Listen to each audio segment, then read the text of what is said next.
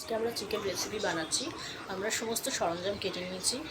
আলু, পেঁয়াজ, কাঁচা লঙ্কা, রসুন, আদা সমস্ত কেটে নিয়েছি। এবার আমরা বানাতে যাচ্ছি।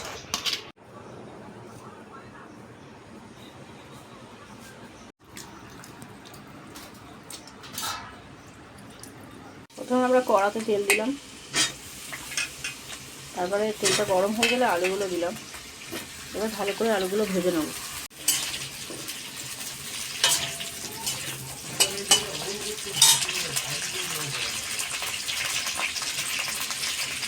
আলুগুলো ভালো করে লাল লাল করে ভাজবো।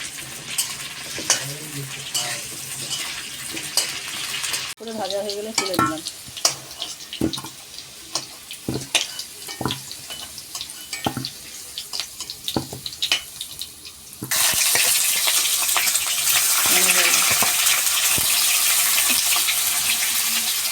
পেঁয়াজগুলো ভালো করে লাল লাল করে ভেজে নেব।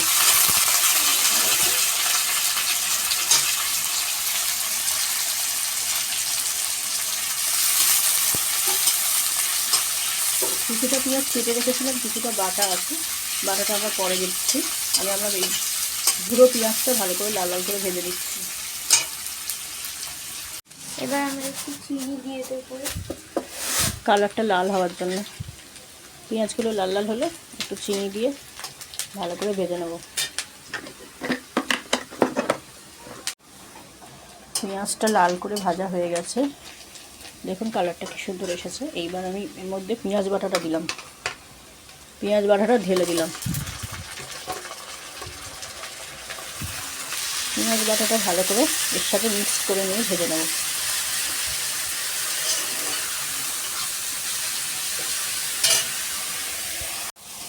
এইবার আমরা আদা বাটা আর রসুন বাটাটা এর মধ্যে দিয়ে দিলাম। আর আমরা কাঁচা লঙ্কা বেটে রেখেছিলাম, এবার যে যেরকম ঝাল খাবেন সেই বুঝে কাঁচা লঙ্কা বেটে নেবেন।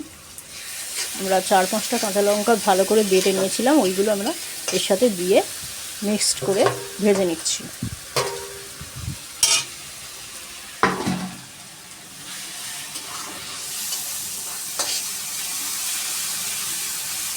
এইবার আমরা এর মধ্যে চিকেনটা দিয়ে দিচ্ছি। এবার এটা দিয়ে আমরা ভালো করে নেড়ে নেব। মেটেটা এখন থাক, একটু পরে দিলেও হবে, কারণ ওটা তো গলে যায় আর এটা তো একটু কষতে হবে না। ভালো করে না কষলে ভালো করে মশলাগুলো মিশবে না। এবার এর সাথে আমরা হলুদ, লঙ্কার গুঁড়ো, জিরের গুঁড়ো এবার সব মশলাগুলো এক এক করে দিয়ে দেবো।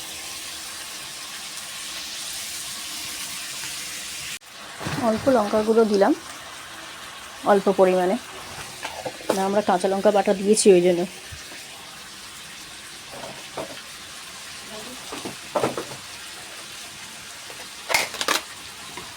এবার আমরা সামান্য পরিমাণে হলুদ দিচ্ছি।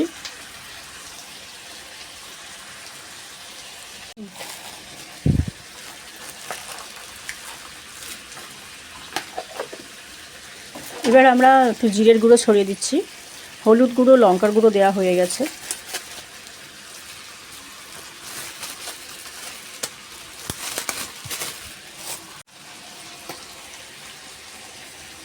অল্প পরিমাণ দিলাম। এবার ভালো করে নাড়ব।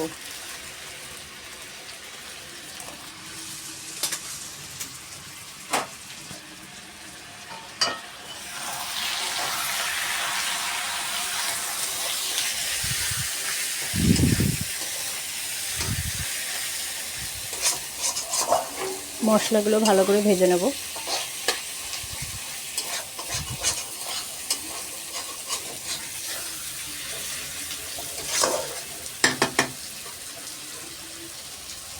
ভালো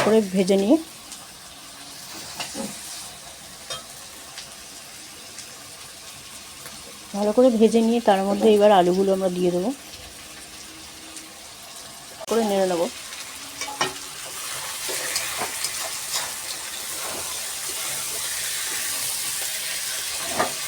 15-20 মিনিট ভালো করে কষে নেব।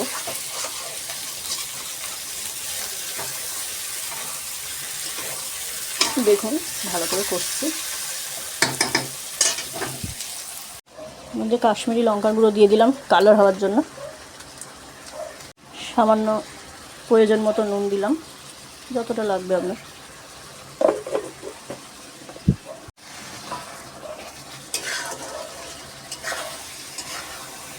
দিলাম আমরা 25 মিনিট ভালো করে নাড়াচাড়া করে নিয়েছি, তারপরে আলুগুলো দিলাম। এবার আলুগুলো দিয়ে ভালো করে কষবো 10 মিনিট। তারপরে একটু হালকা করে গরম জল করব, পরিমাণ মতো করে নিয়ে ঢেলে দেবো এর মধ্যে। মাংসটা আমাদের জল দিয়ে, গরম জল ঢেলে দিয়ে ফুটিয়ে নিয়েছি অনেকক্ষণ, 15-20 মিনিট ধরে ভালো করে ফুটিয়েছি। এবার দেখুন আলুগুলো গলে গেছে।